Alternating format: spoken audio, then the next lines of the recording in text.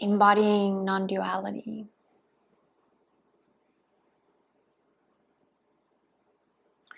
Whatever is conditioned to a time and a space, a location, is limited in nature.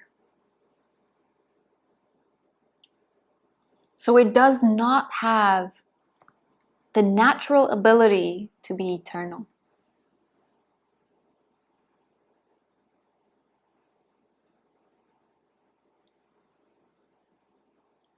Allow that to sink in. So what was there yesterday isn't necessarily here today with you now. And what is here now in this time and location and space might not be available to you in the future either.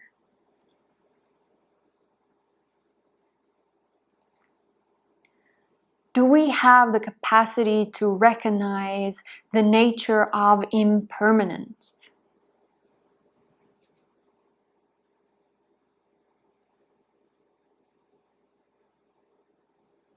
Are we able to recognize the natural flow of impermanence?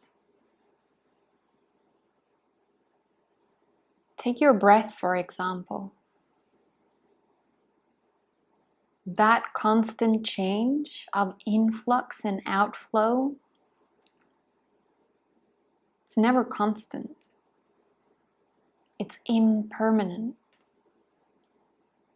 Yet that constant change is exactly what is keeping this body alive. In order for consciousness to have an experience through this body. So instead of disregarding this body, we use this body to look for consciousness. Because it is because of consciousness that this body is animated and existing and experiencing the impermanence.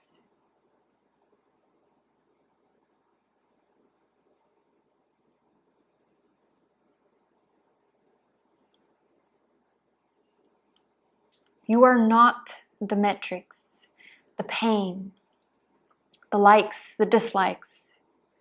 You are not the mantras you chant. You are not the holy places you go to, or the ecstatic experience you become aware of. The impermanent ecstatic bliss you feel after breath work, or taking a drug. Why? Why not?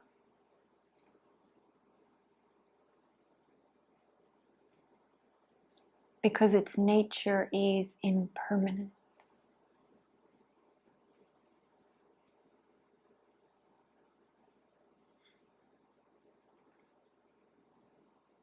You can verify this for yourself. The mind is going to try to convince you. Who is listening to the mind and ego trying to convince you of something?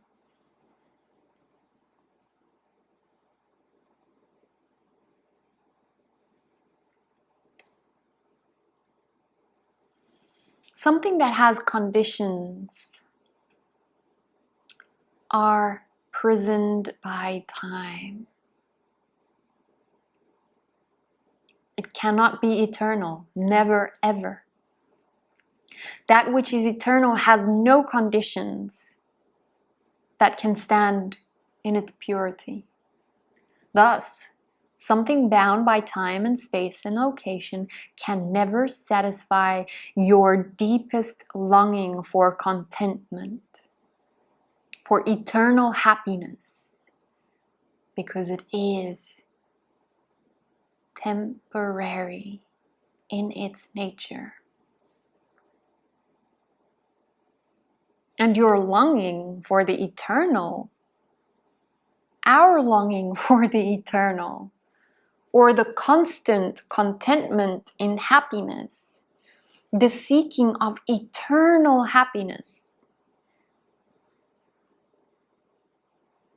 Are you willing to be unconditionally happy. I challenge that. We are trying to be happy by satisfying the conditions. Once I earn so much money per month, I will be happy. Once I lose this much weight, I will be happy.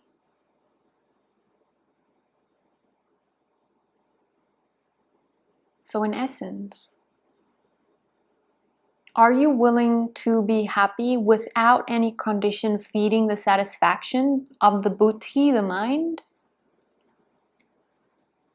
This is a tough one. Because it means, are you willing to be happy if all your possessions are stolen?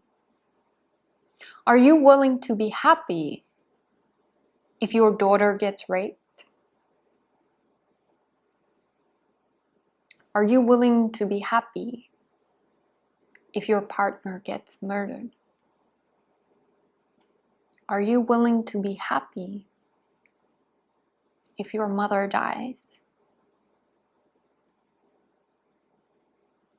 Now here's the misconception again.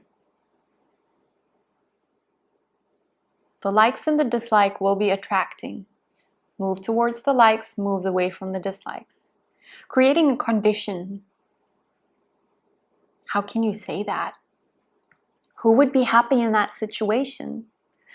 The construct of our mind is trying to convince us based on feeding into the system of stay away from dislikes and move towards likes. Which means this construct is trying to convince you that by being happy when your mother dies, or by being happy if your daughter gets raped, that you're not going to be taking action. That you're not going to allow what the feeling presents not to be felt. That is a misconception. Because in essence,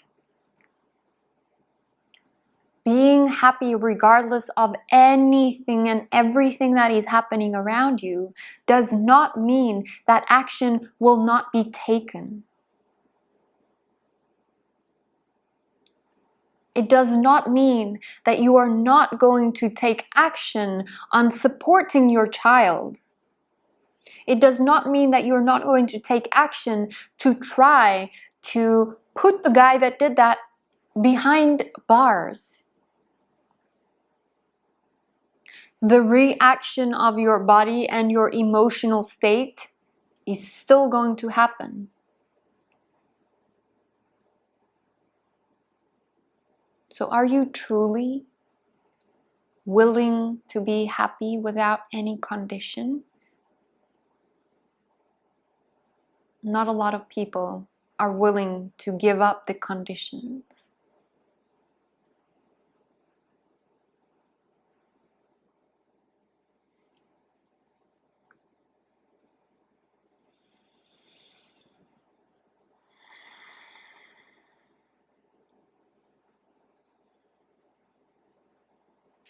So until one recognizes through one's intelligence, through the buddhi of the mind, that one is this eternal consciousness, bliss, existence, not experienced, but recognized, that is understanding. Why not experienced? Because experience is a prison of time, space, and location. Everything experienced is conditioned by time. An experience has a start and an end. So the truth of what you are is only to be recognized and understood. That recognition is able to verify the misunderstanding. This is not my experience. I am complete. I'm whole. I'm eternal. This is not my experience, Carla. Why do I not feel eternal bliss? Because an experience is imprisoned by time, space, and location.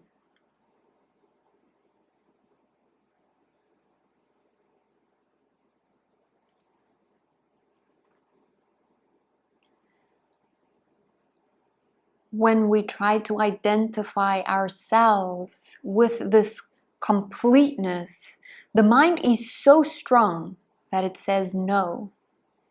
It is homogenized to be superimposing its own opinion onto various situations. So I understand I am eternal consciousness, not touched by anything, not tainted by anything. But I cannot perceive it because it is not an experience of the mind. It is a perception to be understood, recognized, and known.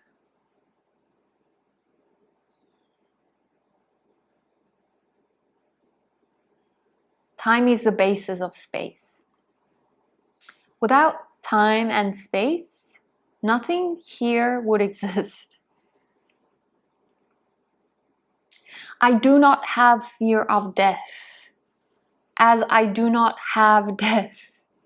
I do not have distinction on the basis of birth.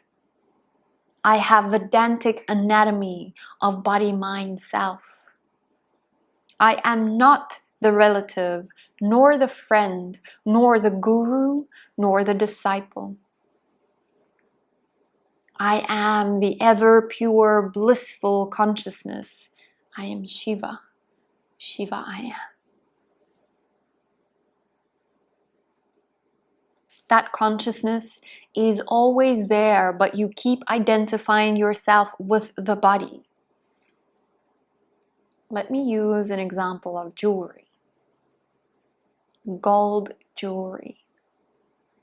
The gold ring, the nose ring, the necklace, the ankle chain, the bracelet, the earring, the tongue ring, the belly chain. Any jewelry you can think of. They are all just gold that has taken on a different form.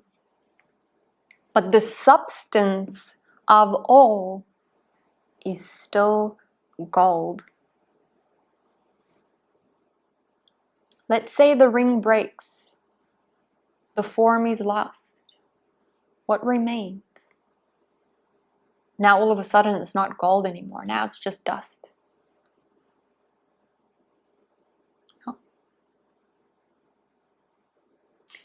All of these forms contains gold.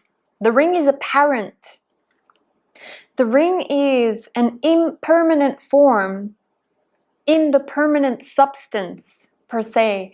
Don't get me wrong, I know gold doesn't last forever. This is just a metaphor for the mind to understand and relate. The reality is its substance. If you identify with the form, the realization of essence is easy to be forgotten. Especially if the essence is not experienced, but the form is.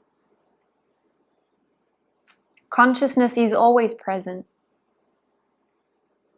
but never experienced. There is a direct relationship that is not experienced.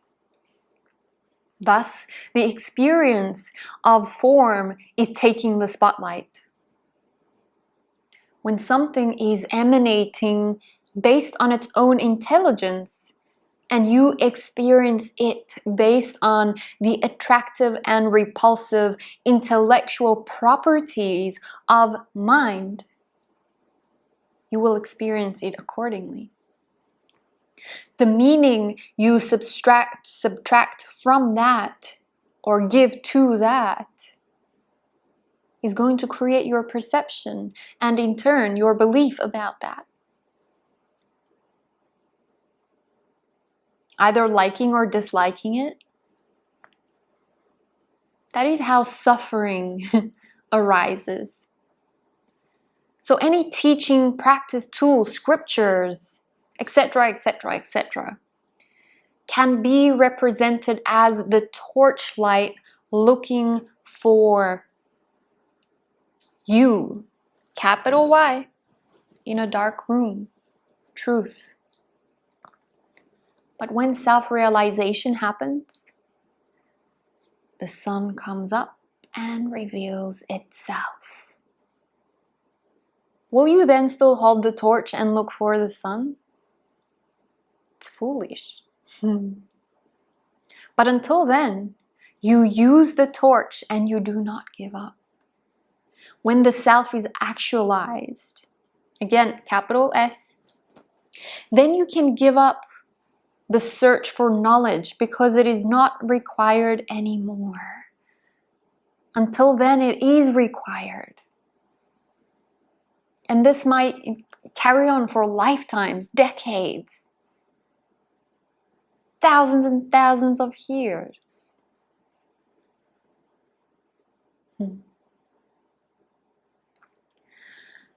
Nothing will be able to disturb you. And even if there is something disturbing, you will be able to rectify it, to distinguish between misunderstanding and truth.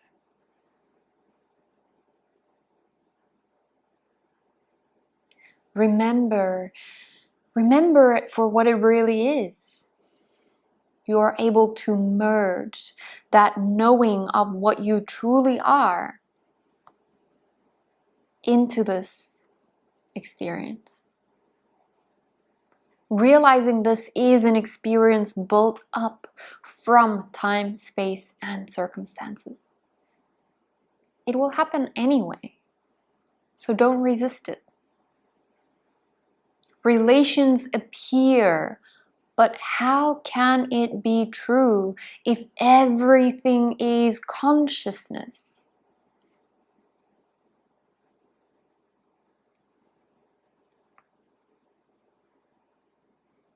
You give it a name, a ring, or even a friend, but there is no relation between the ring and the gold. The ring is the gold. The friend is consciousness. It is you.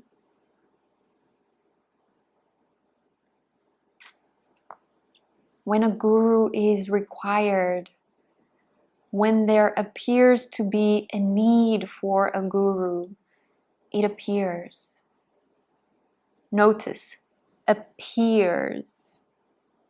Two things that I want to highlight here. Anything that appears will disappear. That's a fact. Appears is just seemingly, it is not truth. Until and when there is a doubt that I am this mind-body complex, until and when it is required for a guru to appear. Thus the urge of seeking is also needed to fuel this doubt in the identification with body-mind complex. But once at the realization that I am neither this, I am that, then there is no need for the tag of a guru, a teacher. Notice how there is a switch in role throughout time. Are you constantly a yoga teacher or a yoga student? Are you constantly a dad? Are you constantly a mom? Are you constantly a brother-in-law, a child, a co-worker? Naturally, the character roles switches. When I'm on my mat and I'm presenting a class, I'm a yoga teacher.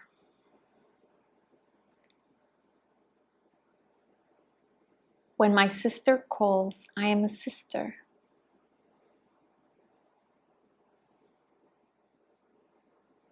When I'm busy prepping a meal, I'm a cook.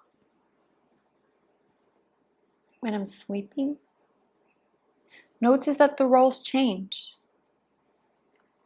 Naturally, the character role switches. Role switching is happening here in this mind-body consciousness. Notice that switch happening is where it is happening. It is appearing and disappearing. Where is it appearing and disappearing?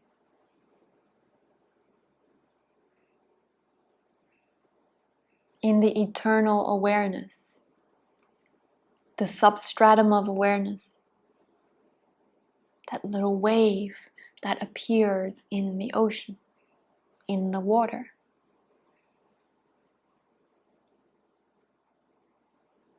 The chitta consciousness in the form of bliss. I am Shiva. I am Shiva. Yes, this too is superimposing. I get that. But it is superimposing so that I can recognize that I am not a singular or limited being. So that I do not try to believe only in the objectified. It's pointing in the correct direction. A limited belief of a person experiencing a certain suffering. This is gonna free me from the identification cage. This is going to free me from that belief of being something. The want of wanting to be something. You are going through the suffering of the body-mind complex and even collectively. How long can any experience last? Any and all experiences are only temporary. You can only suffer from an experience when you recognize it. If you are asleep, are you recognizing and experiencing suffering? If the pandemic is bothering you, does it bother you while you sleep? The mind is no longer identifying itself with pandemic. In deep sleep, we are ignorant to the mind superimposing itself onto what is happening. But that also makes us free from it.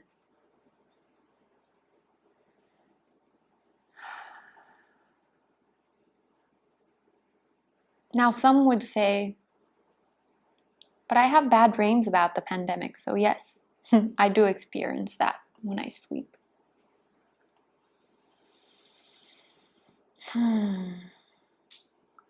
So are you not identifying yourself with your dream body and dream mind? Is it your same body and your same mind as a waking state? No.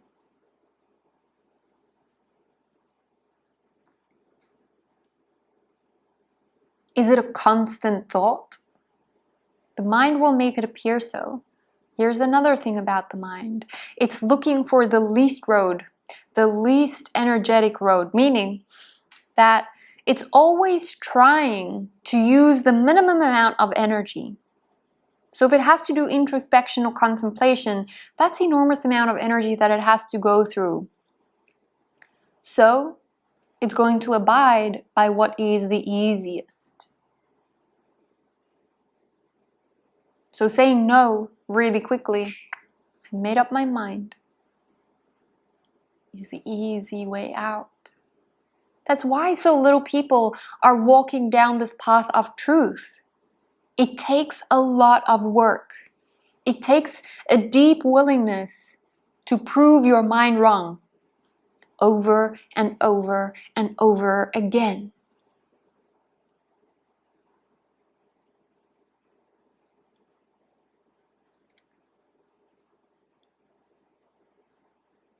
What is constant?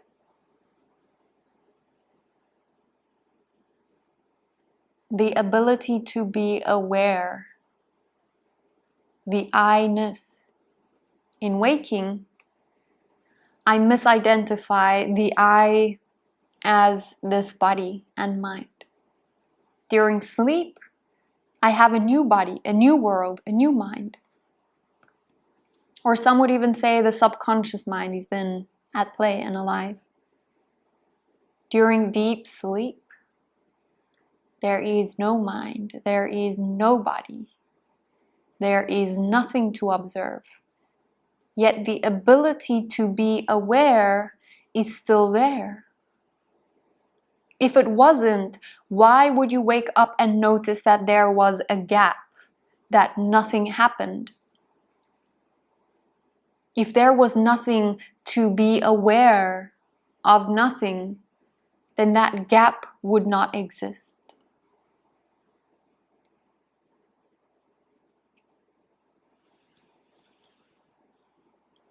The eternal, unchanged consciousness in which these three states, waking, dreaming, and dreamless, appears.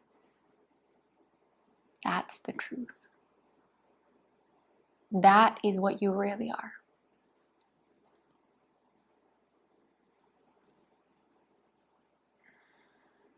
The key is here. A natural phenomena is the mind resting and no longer superimposing its opinion and thought onto content.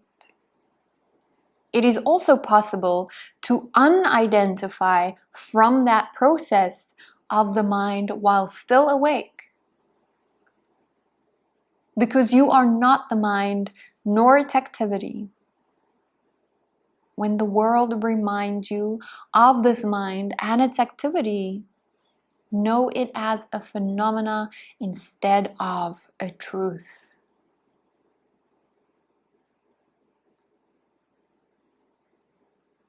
Verify this. Don't believe me. Don't be lazy to believe me in what I'm sharing here. The mind is going to try to turn you away from this because it's already done and spent a lot of energy believing in what you believe now. It created the evidence for you to believe like a fact what its programs and algorithms is believing now. It does not want to spend the energy to reconstruct those programs and algorithms.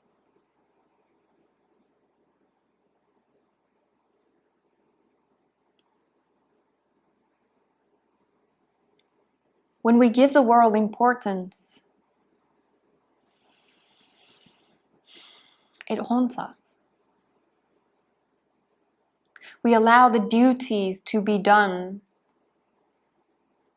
but having some form of detachment there will result in a truthful perspective.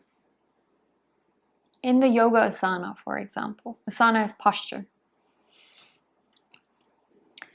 Let your arms and legs full-heartedly engage and do the warrior pose while you let your mind know the reality. Keep the mind. I am the substance of essence. In this way, the limiting identification that leads to misunderstanding cannot haunt you because truth is realized and implemented.